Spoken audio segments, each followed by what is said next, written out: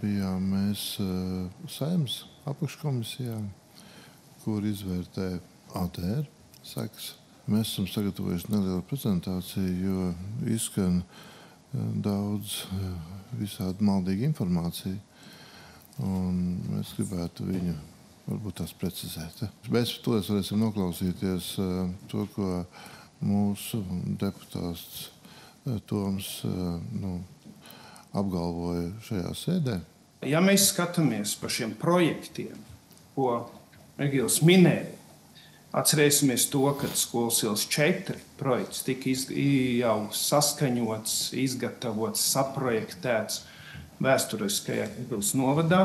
Mūsu aplēses lēs, ka tas maksās ap 2 miljoni, ko mēs gribējām aizņemties naudu loģiski, bet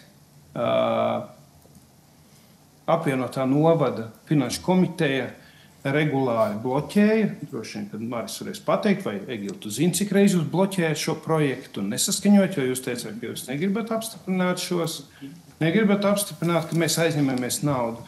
Šodienas sarunā Egils pauda, ka, ja mēs to lēsam, ka varētu būt ap 2 miljoniem sākts būvēt jau ap 18. gadu, tad uz doto momentu tas projekts šajā gadījumā, šajā brīdī viņš ir projektā, un Egils pats minēja, ka mēs esam aizņēmušies 2,7 miljoni. Kurā gadījumā tas būtu lētāk, droši vien, kad iepriekšējā pasākumā? Ikšķils novada pašvaldība sagatavoja un iesniedza apvienotajā finanšu komitejas sēdē 21. gada 21. aprīlī. Abuliņkungs teica, ka tie bija ap 2 miljoniem. Tad mēs redzam, ka tie bija 3 miljoni 207 tūkstoši. Jo tādā laikā tika izpildīts visas prasības, un finanšu komiteja apstiprināja, ka viņi var virzīties uz priekšu un būvēt. Tā kā tas nebija noraidīts, un nebija noraidīts to, ka nevarētu jūs ņemt kredītu, ir finanšu komitejas lēmums, kas apstiprināja. Tā ir viena lieta. Otra lieta, nezinu, kāpēc jūs neuzsākāt šo būvniecību. Mums noslēdzās konkurss par 3 miljoni 367 tūkstošiem, es neteikšu tos pārējos 100, kur patiesībā tas sadādzinājums bija uz doto brīdi 160 tūkstoši. Tā reālā. Bet mēs ieguvām valsts finansējumu 1 312 000. Un 1 312 000 tas ir valsts finansējums. Par tik tieši lielu finansējumu mēs varējām veikt šos darbus lētāk. Un šie 2 miljoni, tas nav aizņēmums. Šie 2 miljoni, tas ir mūsu pašu naudas, kur mēs nolēmām, kad neaizņemsimies, kad izlietosim Ogres novada kopējās naudas priekš Ikšķils. Man būtu lūgums turpmāk kolēģiem neizplatīt nepatiesu informāciju, savā biedrībā atsaukt nepatieso informāciju, kur jūs izplatiet.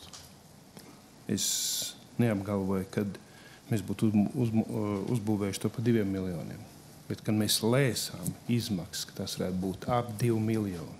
Pēdējie, budžeti Ikšķils novada tā laika pašvaldībā, nebija vairāk šīs naudas, lai, realizētu infrastruktūras attīstības projektus. Ja es mānos, lūdzu, paceliet šos grāmatvedības dokumentus un redzēsiet, jo pamatā šī brīvā nauda, nosauksim tā viņu, tika paredzēti dažādu projektu līdzfinansējumam. Mēs aicinājām jūs izvērtēt, vai tas tā ir, vai patiešām vajag iegādāties šo īpašumu pa maksimāli augstāko novērtēto summu. 4000 kvadrātmetri. Ikšķiles, centrālajā daļā, ar iespējām blakus esošām riņķī sakārtotām komunikācijām un arī ar pašu ēku, kā redzam, tagad rekonstruējot, un nebija nekāda 300, bet 285 000 eiro, ja šī te pirkuma summa kaut kā tā. Nepārtraukt strādājot un redzot šos te projektus, kuros mēs virzamies uz priekšu Ikšķelē, kad redzam, kad par cilvēkiem ir domāts, un šis skolas ielas projekts, par kur jūs iegādājāties, protams, ka cilvēkiem būs ļoti ērti apmeklēt šīs te ārstu prakses, un šis pakalpojums ir vajadzīgs. Tas veidos savu tādu centru, mums tur būs biblioteka. Tā kā es domāju, ka ļoti, ļoti labi ir prognozēts, un mēs arī parādījām to, kad pašvaldība ieguldīja 2 miljonus savu naudu. Viņi piesaistīja valsts finansējumu 1 300 000. Ja tādā brīdī, un mēs arī skatāmies, te arī bija šajā komisijā arī stāstīja, kad Ikšķila tur iemaksāja pie 1,5 miljona iemaksāja izlīdzināšanas fondā. Bet pēdējā gadā Ikšķila iemaksāja jau nepilns, tur, man liekas, salīdzināšu daudz mazāka. Un ja būtu vēl paņemti šie miljoni vēl aizņēmums, tad Ikšķila jau būtu saņēmējs, nevis vairāk maksātājs. Ogres novadā jau esošajā novada robežās ar esošo budžetu novads ir spējis atļauties šo finansējumu daļēji sekt no valsts budžeta un daļēji sekt no mūsu budžeta, neaizņemoties, līdz ar to nepasliktinot kredītu situāciju. Protams, mēs turpmāk informēsim arī par pārējiem pakalpojumiem Ikšķilē un to izmaksām. Tā kā lūgums, ja jūs sniedzat kādu informāciju iedzīvotājiem, apgalvojot, ka jūs pārstāvat to intereses, lūdzu, uzziniet precīzos skaidļus un precīzo informāciju. Es īstenībā priecājos, ka es sagaidīju šo komitejas sēdi, ka man ir iespēja izteikties par šo jautājumu. Es neizteikšos par summām un par detaļām. Es pateikšu savu viedokli. Jums gan Helmeņkungs, gan Trapiņkungs ir taisnība. Ikšķila ļoti attīstījās un plauka tajos divos sasaukumos no 2009. līdz 2017. gadam. Tas sasaukums, kas, diemžēl, droši vien Trapiņš jau atzīst savu kļūdu, politiskas neveiksmes rezultātā izveidoja tādu nespējīgu politisku vadību, ka no 2017. gada šajā sasaukumā vienīgais, ar ko jūs varējāt lepoties, bija mūsu iesāktie darbi un tikai pārgrieztās lentas arī par Trapiņa kunga idejām, par manām idejām un par mūsu komandas, spēcīgās komandas iesāktajiem darbiem. Viss tas, ko no 2017. gada līdz 2021. gadam sasaukumā darīja Ikšķilas novada dome, bija neauglīga bļaustīšanās un cīņa par nesaprotamām lietām. Neko jaunu šis sasaukums neizdarīja un neiniciēja. Un es esmu neizsakāmi gandarīta, ka tās idejas, kuras mēs jau no 2009. gada apņēmāmies izdarīt mūsu ilgtermiņa attīstības plānos, šobrīd tiek turpinātas.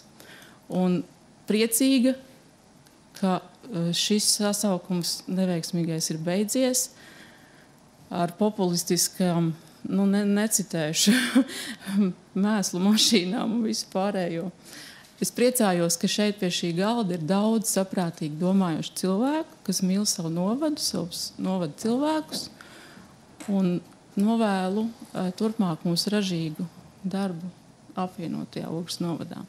Un paldies tiem, kas sirdī joprojām mīl Ikšķilu, Ikšķilas novadu un domā par to, lai arī Ikšķila attīstītos. Neviens nav apbižots to, kad jūs apgalvojat, ka Ikšķila paliek par nomali. Tas ir blefs, jo nevienā nomalē netiek ieguldīti 3 miljoni un netiek būvēti. bibliotekas, ārsts centri. Un šeit ir, protams, ir teikt to, ka Trapiņu komandai ir bijusi liela loma. Viņi ir pirms tam domājuši un skatījušies, kā tas būtu. Ja mēs skatāmies un salīdzinām ar Lielvārdi, piemēram, tad mums ir ļoti brīnišķīgs skvērs Lielvārdas centrā izbūvēts. Bet ap ko tas skvērs veidojās? Viņš veidojās ap alkohola veikalu. Un ja šis alkohola veikals, tikpat tālredzīgi būtu domājuši Lielvārdas šie deputāti un tikpat tālredzīgi būtu skatījušies, kā šī gadījumā Trapiņkungs, tad viņi būtu iegādājušies vai viņi būtu centušies iegādāties šo bijušo universālu veikalu, kur varētu būt gan biblioteka, gan jauniešu centrs. Ap ko tad tas skvērs, kam tad viņš ir domāts? Vai viņš ir domāts tiem, kas ir alkohola veikalā iegādājās alkoholu un var pasēdēt skvērā? Tagad sanāk, kad šādi.